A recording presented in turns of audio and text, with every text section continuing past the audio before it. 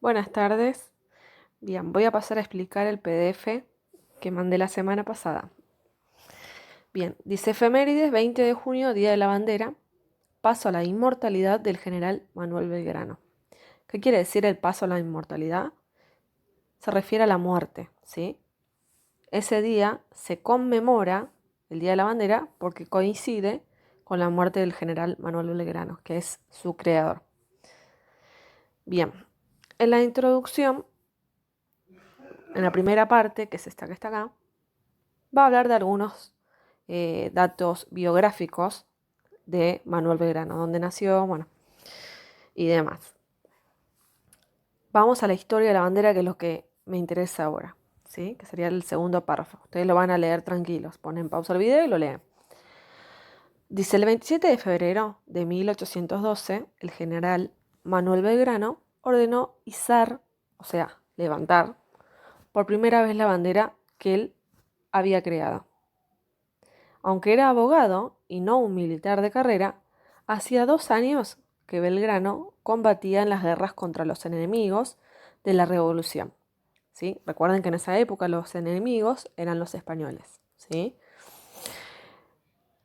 Los realistas, dice que eran los realistas, es decir, los partidarios del rey de España.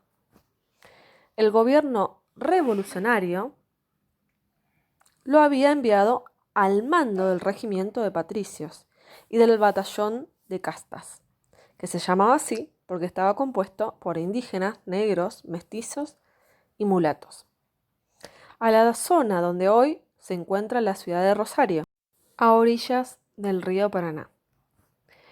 ¿Qué estaba pasando en ese momento? ¿Cuál era la misión de Belgrano? ¿Con qué objetivos creó la bandera?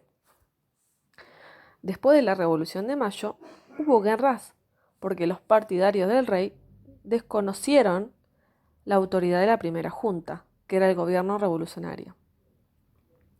A finales del año 1811, Belgrano, en ese momento, era vocal de la junta. Fue designado jefe del regimiento de patricios y al comenzar el año 1812, la junta lo envió a Villa del Rosario, con la misión de instalar puestos de defensa que impidieran el paso de los barcos de guerra de los realistas por el río Paraná. Recuerden que los realistas eran los españoles, los enemigos, ¿sí? Belgrano y sus soldados debían vigilar las costas del río y colocar varios cañones en sus dos orillas, unos en la barranca de Rosario, muy cerca de donde estaba la iglesia, y otros enfrente, en la isla del Espinillo. Los cañones de la barranca eran muy importantes porque al ser un lugar un poco más alto, en la enorme llanura, se podía tener una vista algo más amplia del río, se podía ver mejor, y advertir con tiempo el tránsito de navíos realistas. Cuando Belgrano llegó a la villa del Rosario en el verano de 1812, el pueblito no tenía más de 1000 habitantes, distribuidos en 15 manzanas con pocas viviendas. Esta imagen, si bien es posterior a esa época, puede dar una idea de lo pequeña que era entonces la que hoy es una de las ciudades más grandes y productivas de la Argentina, Rosario. Fíjense, la imagen. Dice, en el primer plano de esta imagen se ven construcciones humildes, hechas en madera. Hay también un corral, que se puede ver por acá. El pintor ubicó a dos personas que parecen estar conversando. A ver si la encontramos. Yo le voy a poner un poquito de zoom porque aparentemente estaría hablando de estas dos personas.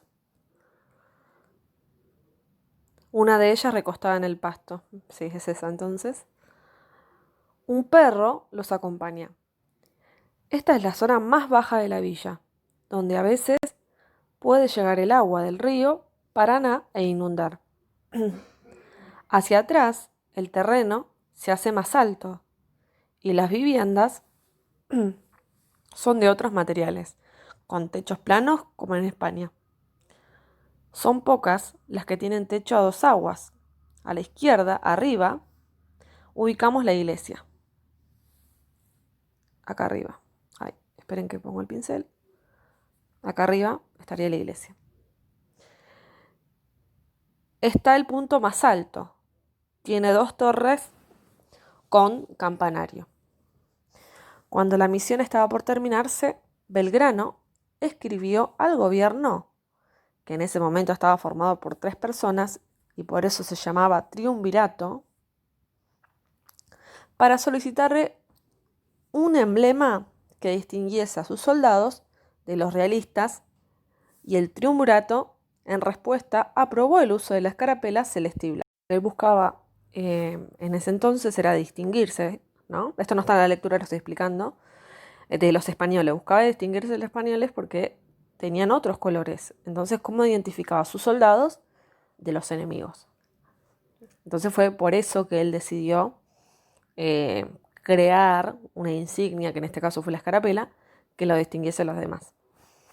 El 26 de febrero, retomo la lectura, volvió a escribirle al triunvirato para solicitar la aprobación de la bandera.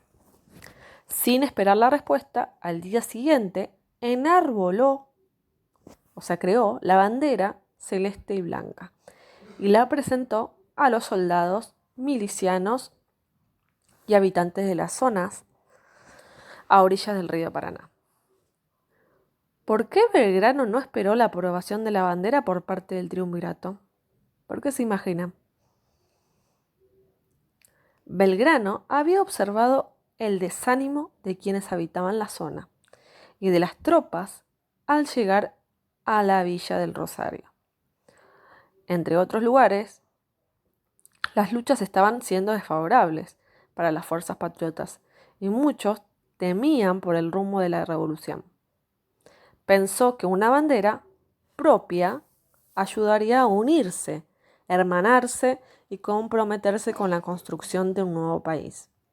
Fue así que encomendó a un grupo de mujeres de la zona, organizadas por Catalina Echeverría de Vidal, que cosieran la bandera celeste y blanca.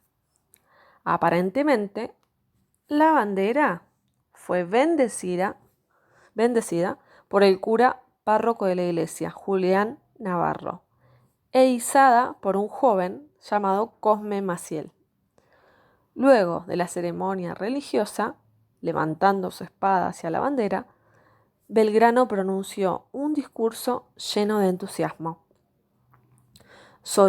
Soldados de la patria, juremos vencer a los enemigos interiores y exteriores, y la América del Sur será el templo de la independencia y de la libertad. En fe de lo que así juráis, decid conmigo, ¡viva la patria!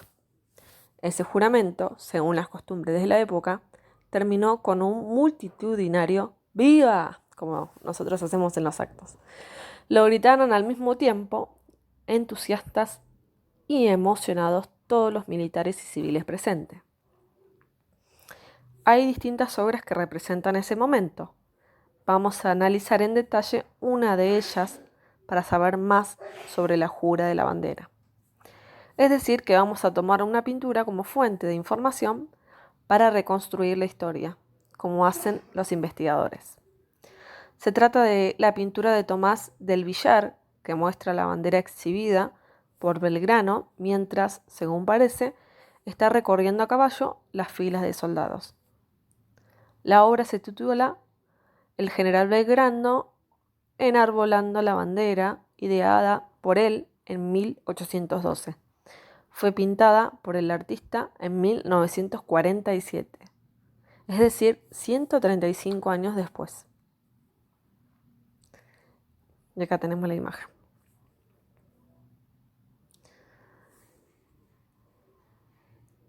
Acá dice el detalle, la epígrafe dice: el general Belgrano enarbolando la bandera ideada por él en 1812.